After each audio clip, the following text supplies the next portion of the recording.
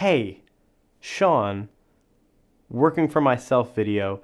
I'm testing a couple different things on this one, as this whole working for myself thing is started because I wanted to test live streaming so that I would stop editing my own videos.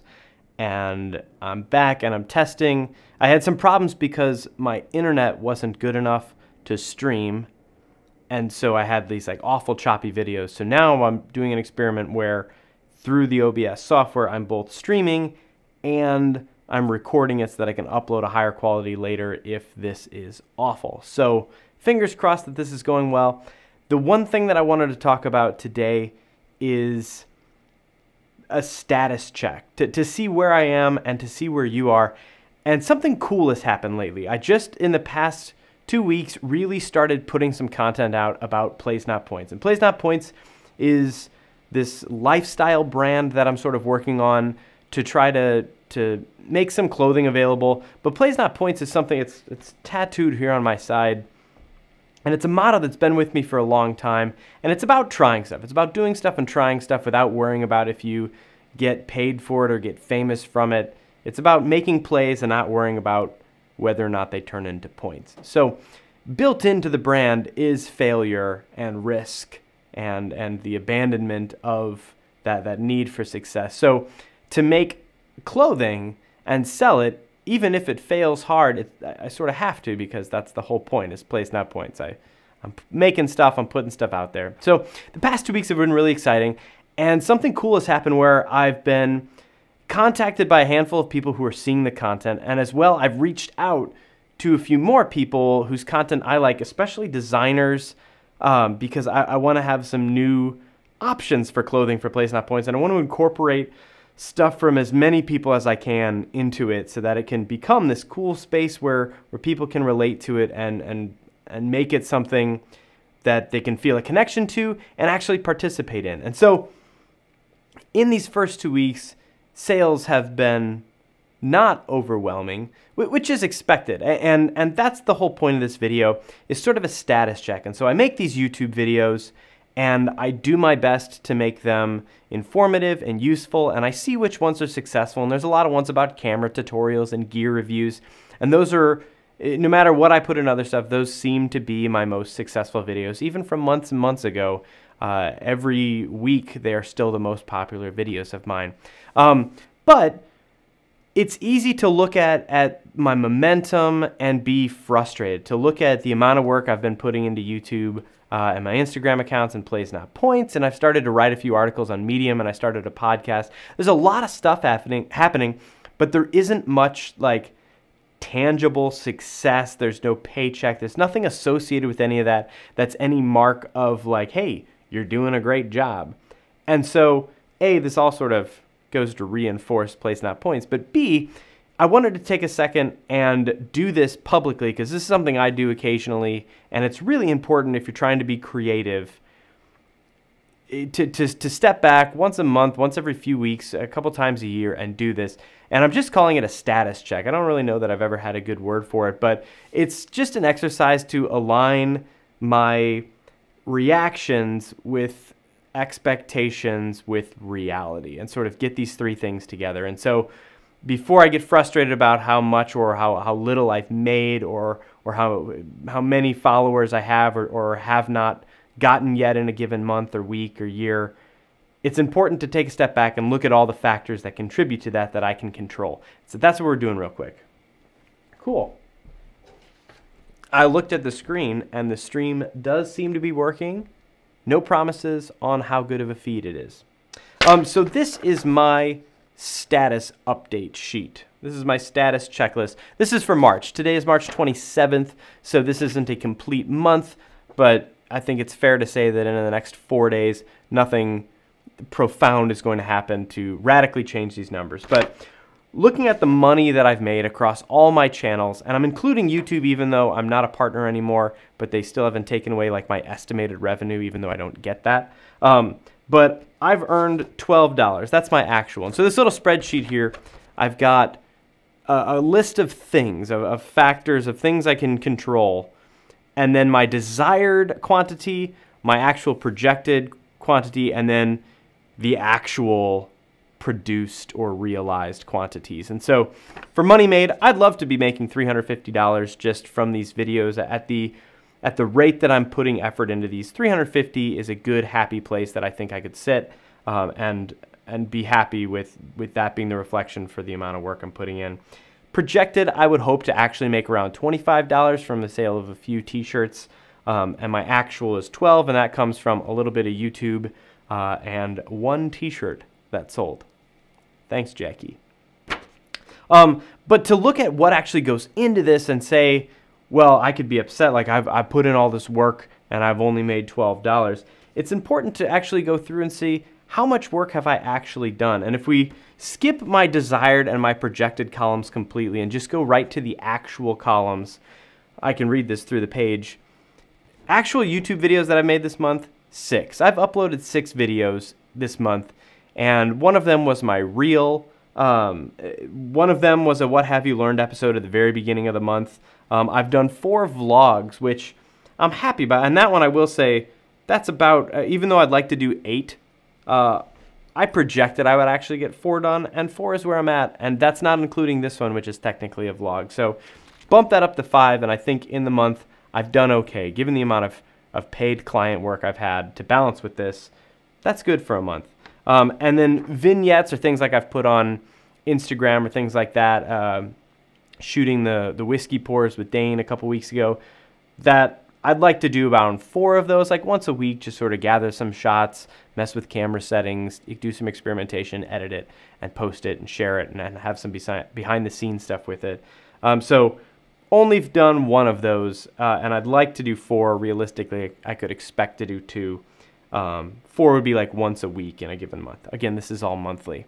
Then moving down, Instagram posts, I've posted 25, I'm sorry, I'm looking at the wrong column. I've posted 16 times to Instagram.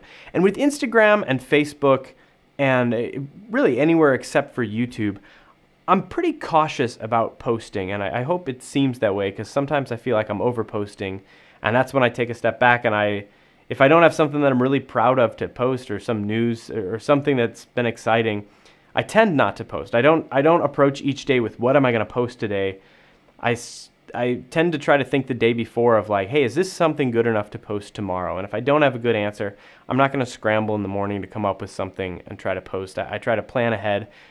And I hope that amount of discernment and curation matters to my followers and the people who subscribe, in that they know that I'm not just spamming them and trying to come up with stuff. Like, I want this to be good, and I want it to be stuff that I enjoy making and that they enjoy seeing. So I've done 16 posts. I think that aligns with $12 a month. I think if I got more serious and put out more content and really tried to grow the Instagram channel to help push stuff to YouTube and to the sources of revenue that I am starting to line up, expecting more than that without putting more work into Instagram, I think is foolish. So I'm right where I expect to be. Number of days with Instagram stories. I'm not going to go through the number of stories in a given day, but I like to do several days a month where I'm doing some sort of story on Instagram stories.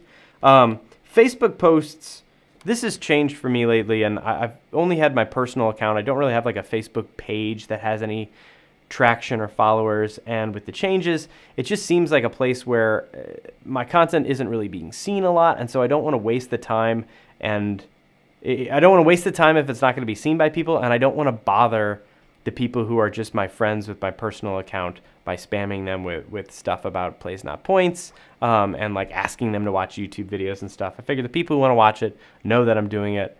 They know how to find it. So haven't really done much with Facebook.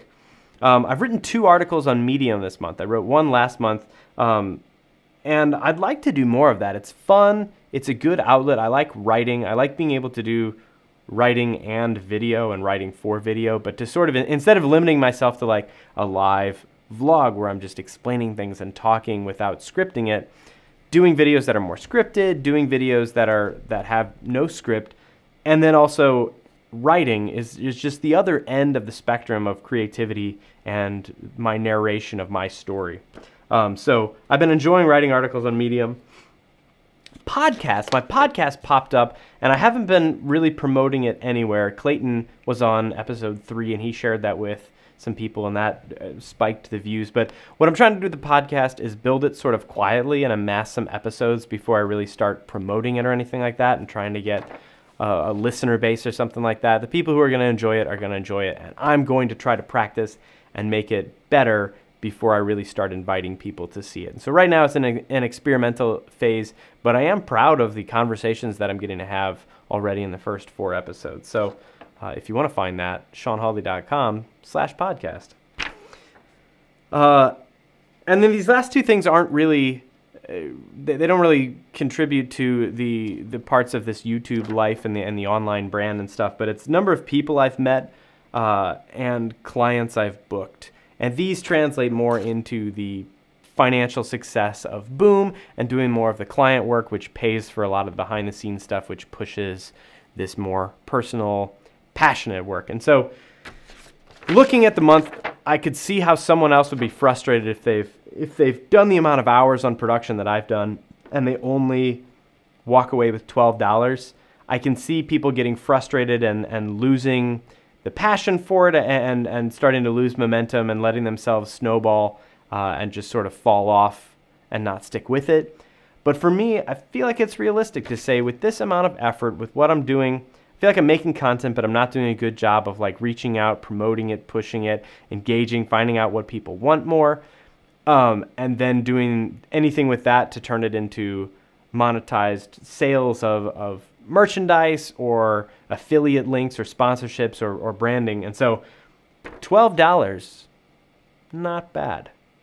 I'm pretty happy with that. So all this is to say, if you're creative and you've got this little side hustle where you're posting to Instagram and stuff and you want to get bigger, do a little status check to find out, put on paper and actually go through your accounts and see what you've done and say, are the results you're getting what you would expect if someone else was putting in the same amount of effort that you are? Would you be upset?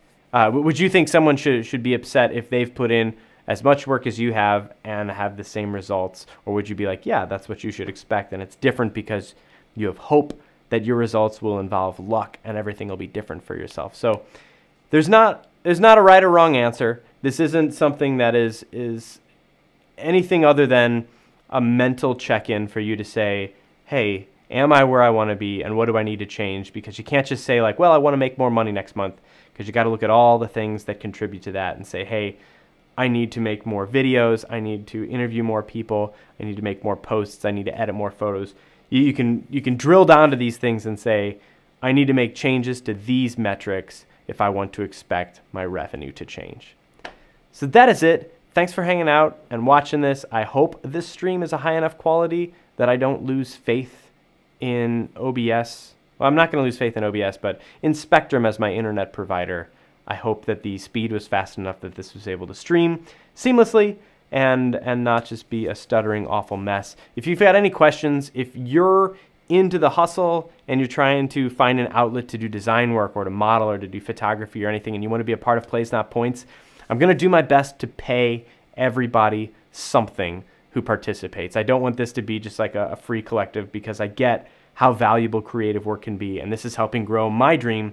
And so if you want to participate in that, I do want to make it financially viable and worth your time, because I value the skills that you have that you're contributing to this. And on that note, I'm taking off because someone walked by the office and the dog didn't like it. Thanks for watching. I'm Sean. See you later.